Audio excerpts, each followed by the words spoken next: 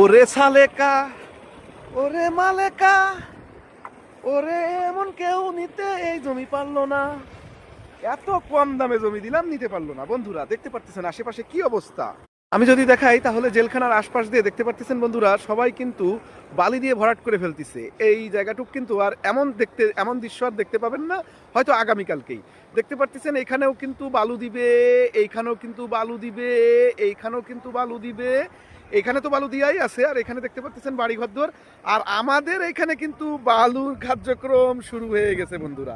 বালুর কার্যক্রম শেষ হওয়ার পরেই এইখানে দেবে বালু, এই যে এইটাই বালু দেবে। তো 10 ফিট রাস্তার সাথে অনেকরেই বলেছিলাম আসেন নেন, আসেন নেন, সালেকা মালেকা, কেউ কিন্তু এখনো জমিটুকু নিতে পারলো না। যে নিয়েছেন, যারা প্রথম প্লটটি নিয়েছেন তাদের জন্য জানাচ্ছি অভিনন্দন।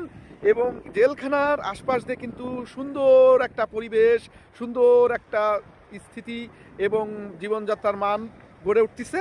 তো আপনারা দেখতে পাচ্ছেন অসংখ্য লোকজন কিন্তু ইতিমধ্যে আসা শুরু করে দিয়েছে। আমাদের এই প্লটটাই কিন্তু আছে বেচা কেনার মতো, আর কিন্তু আশেপাশে কিন্তু কোনো প্লট নেই। যার যার জমি শেষে ঘিরে ঘিরে এখন বালি দেবে।